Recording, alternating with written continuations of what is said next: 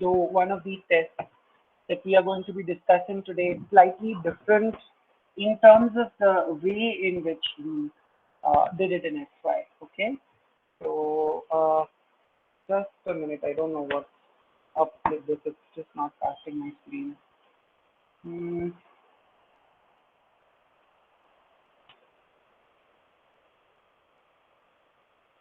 Yes, I think the presentation is now visible. Yes. Okay. So we will be discussing two tests, one being oxidase and the yet another being the coagulase test. Okay. So we will first begin with oxidase and then we will eventually move to the coagulase test. Both of these tests you have done in S5, so I will be expecting you to answer the questions. I won't ask you obviously to explain the entire thing, but few basic questions I'm sure that you guys can very easily answer. Right? Okay. So I am going to cast the whiteboard as well as we do normally. So you keep on switching between both the things. So first I want you to pay attention towards the uh, whiteboard. We will be talking about oxidase. So let me tell you, this is a rapid test in which we identify bacteria's ability to produce something called as cytochrome C oxidase. Okay. Now, please understand that this particular thing is an enzyme, which is a part of bacterial electron transport chain. Cytochrome C oxidase is something which is a characteristic component of the bacterial ATP. Let me tell you that it's basically an intracellular enzyme which you will see in organisms. And this particular oxidase, it can be detected. See, oxidases are of several types. You need to understand this first, that when I talk about an electron transport chain, there are going to be different types of oxidases. It's not that it's going to have just cytochrome C oxidase. You yourself, when you studied ETC in 12th standard, you saw that there was cytochrome B, there was cytochrome C1, there was cytochrome A, there was cytochrome A3. That is, just a very small list. When you see different bacterial species, you will realize that the list of cytochromes is huge. And obviously, on the basis of that, the kinds of oxidases involved is also going to vary. क्योंकि जितने type के cytochromes होते हैं, उनसे associated उनके oxidases ही होते हैं. So you have to understand this, that there are going to be different types of oxidases that the organisms are going to have. Now, how do we detect cytochrome C oxidase? Cytochrome C oxidase is also called as indophenol oxidase. Okay, it's called as indophenol oxidase because the end product that it produces is indophenol, okay, which is responsible for the colored end product that you see, and then you declare that, okay, this organism is positive for cytochrome C oxidase, right? So let me tell you that your cytochrome C oxidase can oxidize a reagent, okay? This reagent is nothing but tetramethyl P phenylene diamine. Okay, tetramethyl phenylene diamine is the reagent which is basically oxidized to form indophenol. Okay, and indophenol is something which is purple in color. So that's the reason why. See, the reagent is basically colorless. So when you are exposing the reagent to the organism, you are looking for an instant color change, because if the reagent gets oxidized to form indophenol, the color that you are going to observe there is going to be purple in color. If the enzyme is not produced by the organism, this is very much possible. There is a possibility that the organism just may not produce this enzyme. Then what in that case? So in that case, your reagent is going to remain in its reduced form itself. It's not going to be oxidized. It's going to remain as it is. Okay, so in that case, you will see no color change. Anyways, the reagent is colorless. So even after exposing the reagent to the organism, if you do not observe any color change, it's an indication that this organism is negative for cytochrome C oxidase, which means that it does not produce cytochrome C oxidase. Okay, so the interpretation is quite simple. If you see purple color being produced, it is going to be termed as oxidase positive, and if it remains colorless, you are going to term it as oxidase negative. Okay, now this test is utilized basically, to differentiate and identify few gram-negative aerobic bacteria. Okay, like Aeromonas, okay, Pseudomonas, then Campylobacter, Pasteurella, and Plesiomonas. Okay, so these are few organisms that you can, readily identify. You cannot say confirmatively that this is this organism, but this is one of the distinguishing ways to classify the organism. Right? Now, if I get oxidase positive test, please understand that all oxidase positive organisms, they are going to be aerobic organisms, which means that they can use oxygen as their terminal electron acceptor. So all organisms which give you oxidase positive test, they are going to be aerobic. Now, when I say aerobic, please mind that I did not mention the term obligate. I just mentioned the term aerobic, which means that they may be necessarily not obligate aerobes. They are not necessarily strict aerobes. They could be facultative also. Okay, they could be organisms which can switch to anaerobic respiration, which we term as facultative. So they are not necessarily obligate aerobes. They are not necessarily strict aerobes. Please keep this in mind. Okay. Now, if I get an organism being oxidase negative, then what could these organisms be? So obviously, one chance is that they are obligate anaerobes, because obligate anaerobes surely are not going to have cytochrome C oxidase enzyme. And another chance is that they could be facultative, or they could even be obligate aerobes. Now you would say, sir, what does this mean? How can they be a facultative or an obligate aerobic organism? Please understand that the test that we are performing here is highly specific for indophenol oxidase or for cytochrome C oxidase. But as I told you, that there are different types of oxidases that the bacteria may possess. They may have other kinds of oxidases and not cytochrome C oxidases. Even if they are facultative or they are obligate aerobes, they may lack cytochrome C oxidase. They may have some other kind of oxidase present in them. So they will not give you this test positive. They are going to give you this test negative, because this test is highly specific to cytochrome C oxidase only. Right? So if it's oxidase positive, you can surely say that these organisms are aerobic, but not only obligate aerobes. They could also be facultative organisms. In short, these consist of those organisms which have the ability to utilize oxygen as terminal electron acceptor. But if it is an oxidase negative organism, they could be anaerobic, they could be facultative, they could also be aerobic. Facultative and aerobic in this case means that they lack cytochrome C oxidase, and this test is highly specific for cytochrome C oxidase. So they may possess some other kind of oxidase. Okay. Now, most of these, if I have to depict that what happens if there is going to be oxidase, it's a very simple reaction that you can see that your oxygen is going to act as electron acceptors. So the substrate that is being oxidized over here, जिसमें से hydrogen निकाला जा रहा है, electron shuttle किया जाएगा, वो electron oxygen accept करेगा, हाइड्रोजन भी एक्सेप्ट करेगा, and it will form water. Okay, so this is the test that you are basically going to observe. Okay, so this is when it is happening naturally in the organism.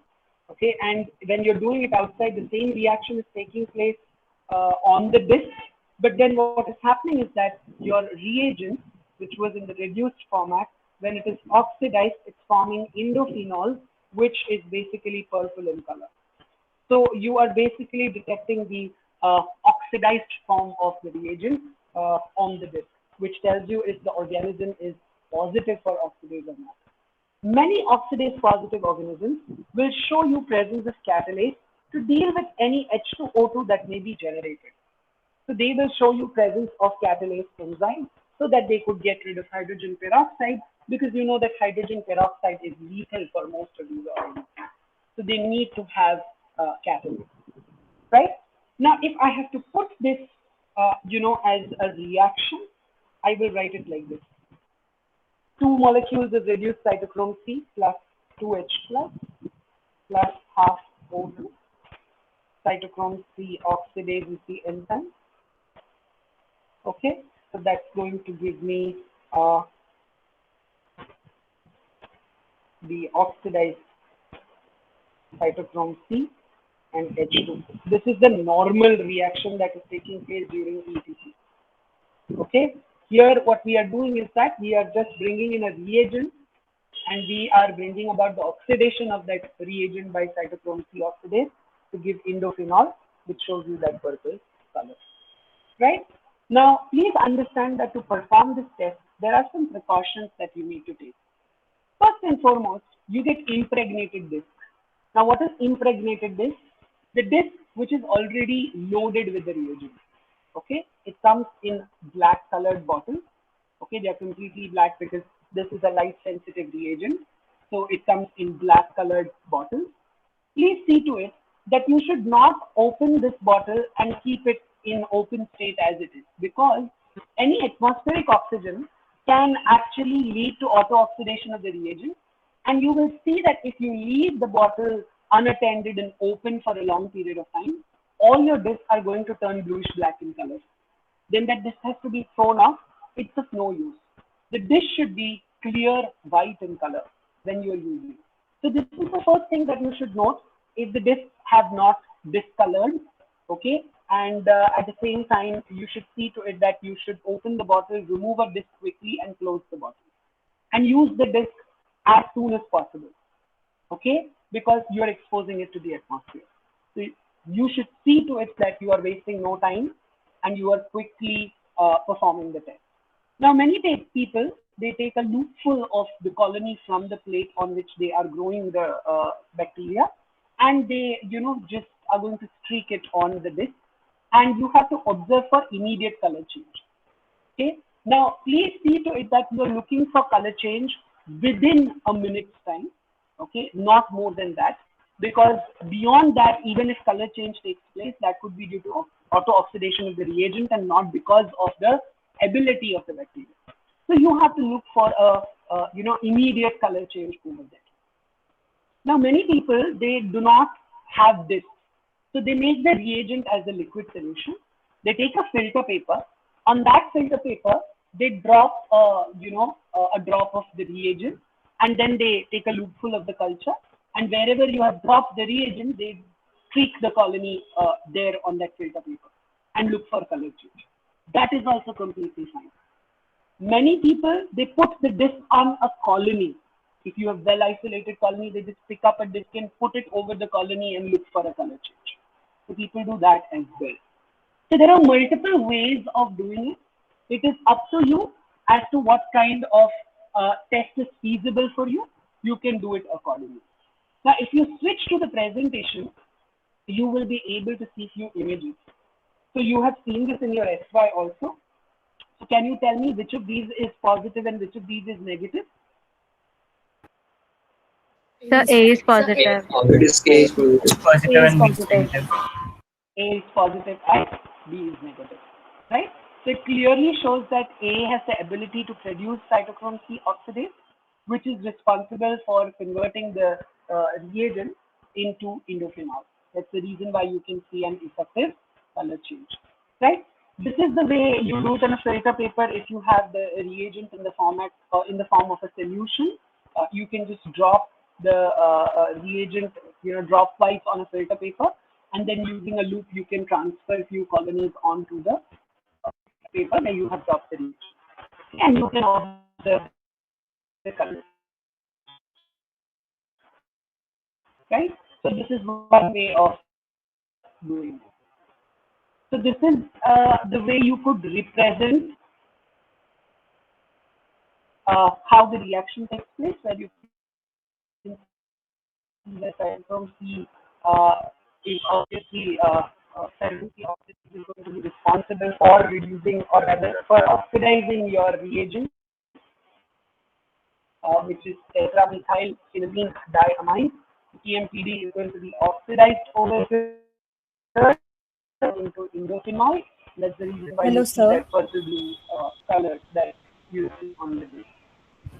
Right? Sir, So this is about the oxidase test, and this is one of the very famous rapid tests. Sachin sir. Sachin, sir. Sir, your voice is breaking. We can't hear you.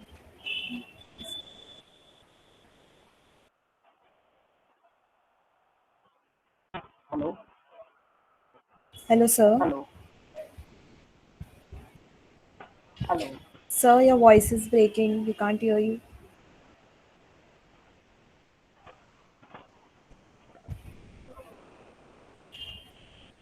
Siddesh, you can hear me, right? Yes, I can. Okay. I guess sir had Sir is some having some connectivity. network issues. Yes, he's joining back. Yeah.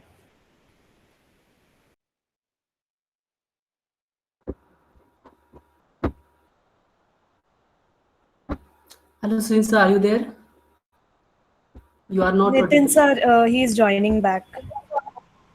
Okay, okay. Yes, sir.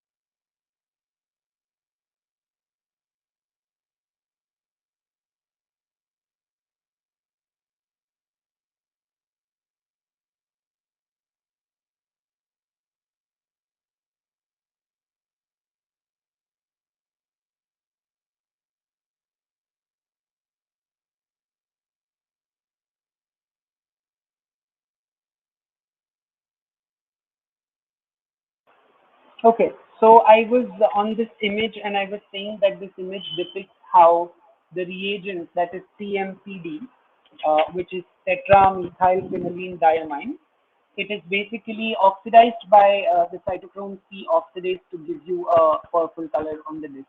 So this is just an diagrammatic representation for the same. Okay, and this test is one of the very important tests to identify few organisms. So as you start doing tract-wise medical microbiology analysis, you will see that especially to identify Pseudomonas, this is one of the tests which is always preferred as a rapid test. Okay, so at that time you will be making use of these tests. Always keep in mind the precautions. Never ever keep the bottle open. Use the disc as in when it's needed, take it out and use it immediately. Do not keep it exposed to the atmosphere for a longer period of time. Also interpret the results immediately, because if you are going to keep the disc outside, it's automatically going to change its color after a while, right? So any photographic evidence that you want to maintain, you should click all photographs right away as you interpret your results, and not prolong the process for long, because the disc is going to change its color on its own, right? So that's about the oxidase test. As said, Aeromonas, Pseudomonas, Campylobacter, Pasteurella, Vibrio, these are all organisms which give you oxidase positive tests. And that is all about oxidase, if I'm not wrong. So if you have any queries regarding the oxidase test, please let me know. Otherwise, we are all good to go towards coagulase. Anything that you would want to ask?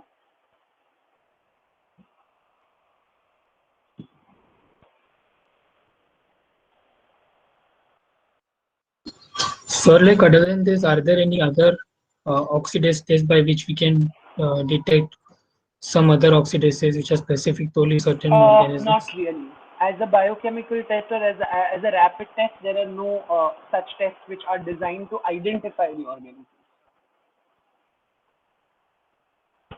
Because then you have to look for a specific Yes. substrate, and these substrates are pretty expensive.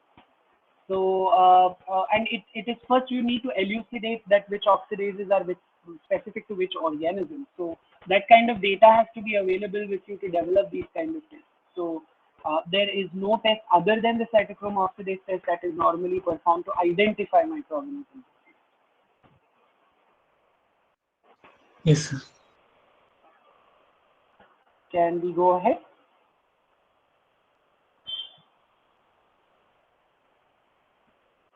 Yes, sir. Okay, so let me just make a clip of this so that it goes as in